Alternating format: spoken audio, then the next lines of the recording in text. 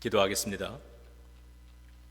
하나님, 이 시간 성경의 말씀이 사람의 언어로 하나의 메시지로 선포되지만 진리의 성령님께서 친히 가르쳐 주시고 또 각 사람의 형편에 맞게 깨달아지게 하시고 감화감동케 하여 주시기 원합니다.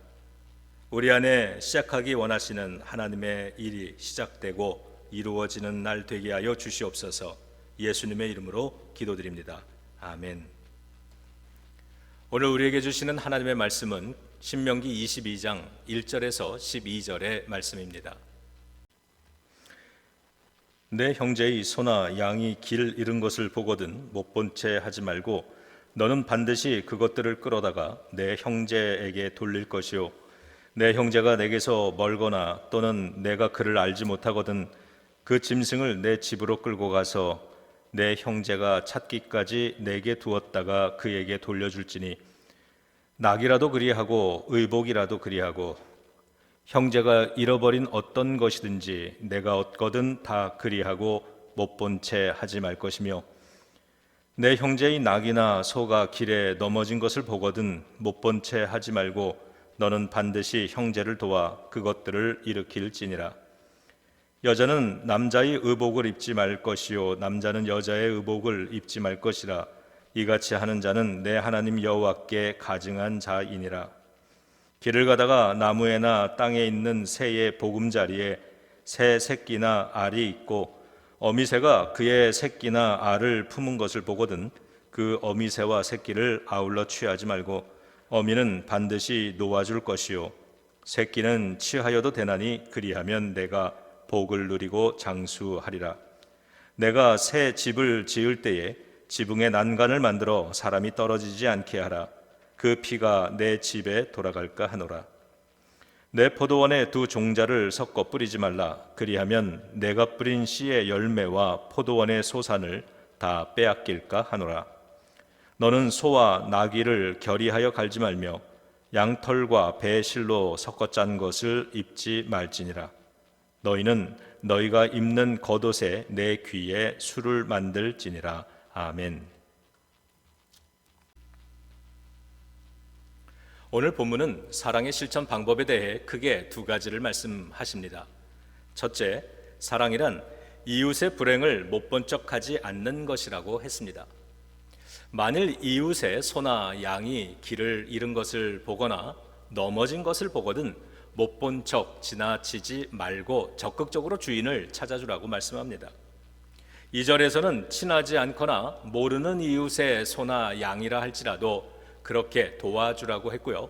3절에서는 모든 물건에 대해서도 그렇게 하라고 말씀합니다.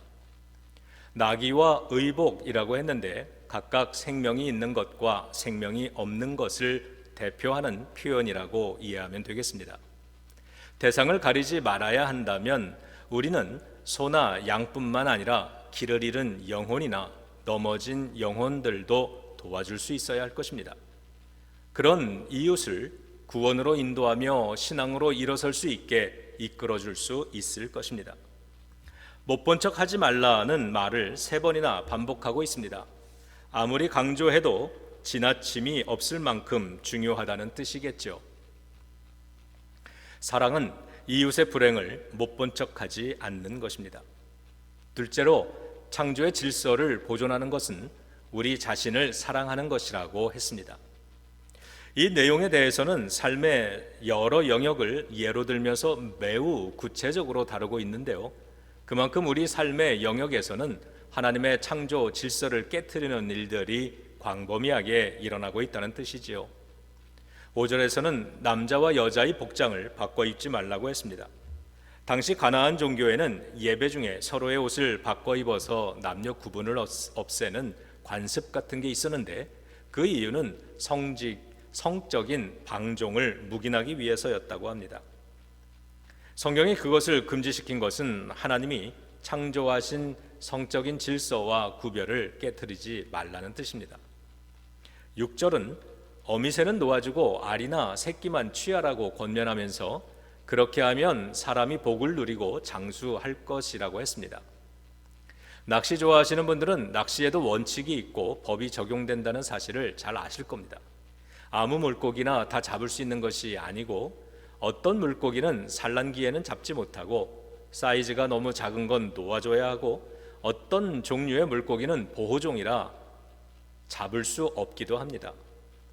이런 원칙들이 잘 지켜질 때 물고기의 개체수가 유지될 수 있고 그것이 결국 사람에게도 유익하다는 걸 알기 때문에 만든 법입니다. 창세기 1장에서는 사람에게는 바다의 고기와 공중의 새와 땅에 움직이는 모든 생물을 다스리도록 허락되었지만 그것이 창조의 질서를 깨트려도 된다는 의미는 아니기 때문에 우리에게는 자연을 보호하는 지혜와 겸손함이 필요합니다.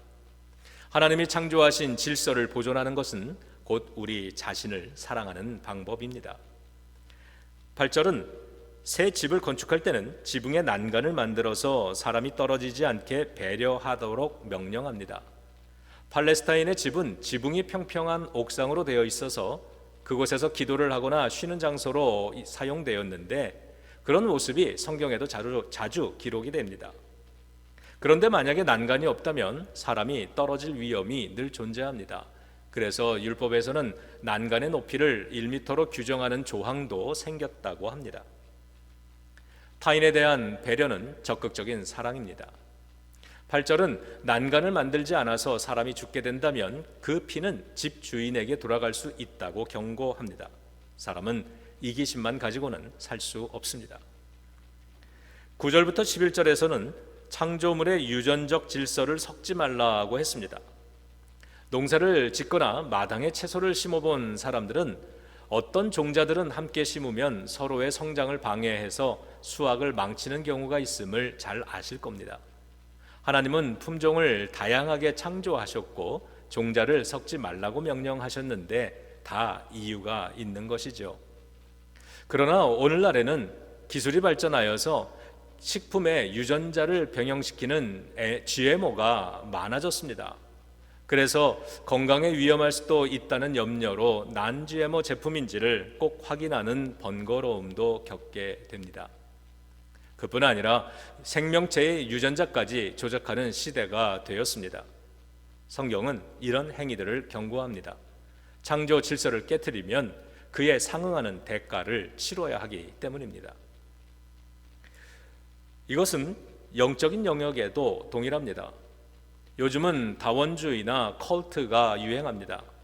기독교인 중에도 신앙의 순수성을 지키지 않고 타종교나 미신을 따라하는 걸 아무렇지도 않게 생각하는 사람들이 있습니다.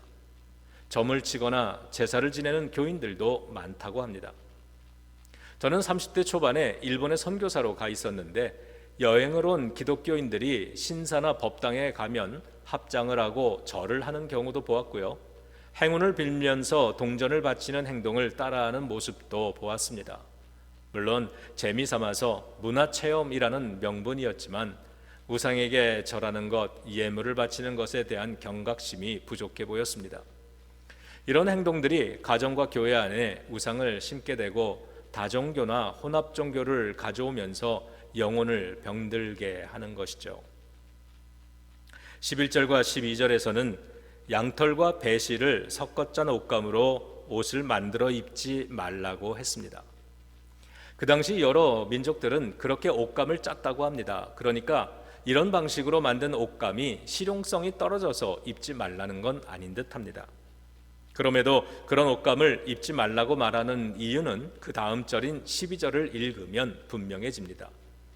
12절에서는 성도가 입는 겉옷의 내 모퉁이 끝자락에는 장식을 만들라고 했습니다. 유대인들은 겉옷 끝단에 율법은 아름답다라는 의미가 담긴 장식을 했는데요. 마태복음 23장에서는 훗날 바리새인들이 자신의 경건함을 드러내려고 이 옷술 장식을 너무 크게 만들어 붙인 것에 대해 예수님이 비판하시는 내용도 나오기도 합니다. 그러니까 이 두 구절을 연결해서 읽으면 하나님을 믿는 민족의 정체성을 나타내는 옷이 있는데 굳이 이방 민족의 특징을 나타내는 옷을 찾아 입어야 할 필요가 있겠느냐라는 뜻으로 이해할 수 있겠습니다. 이 말씀을 우리의 일상에 적용해 보면 단정한 옷도 많은데 굳이 유행을 따라 노출이 심한 옷이나 예배에 어울리지 않는 그림이 그려진 옷이나 너무 화려한 옷을 입고 교회에 올 필요는 없지 않겠나라는 해석도 가능해집니다. 비싸지 않아도, 정장이 아니더라도 단정하고 깨끗한 옷이라면 예배에 합당하지 않겠습니까? 그러면 나 자신도 주변에 앉은 사람들도 방해받지 않고 예배에 집중할 수 있을 것입니다. 우리는 오늘 본문 말씀을 통해서 사랑의 실천 방법에 대해 묵상했습니다. 첫째는 형제의 불행을 못 본 척하지 않는 것이고, 둘째는 하나님의 창조 질서를 보존하는 것이라고 했습니다. 최근에 이웃의 어려움을 못 본 척하고 넘어간 일은 없었는가 묵상해 봅시다.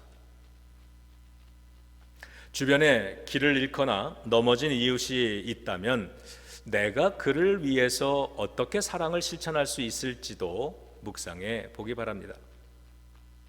그리고 나는 환경보호에 힘쓰고 있는지, 나의 신앙은 오직 하나님만을 향한 순수함을 잘 지키고 있는지, 나의 복장은 예배에 적합한지, 그리고 나는 타인을 배려하는지를 묵상해 봅시다. 기도하겠습니다. 하나님, 못 본 척 외면하지 않는 따뜻함과 돕기 위해 손해를 감수하는 부유한 마음과 타인을 배려하는 너그러움을 주옵소서. 나의 사랑은 이웃을 살리고 나 자신을 살릴 만큼 넉넉한 분량이게 하소서. 예수님의 이름으로 기도드립니다. 아멘.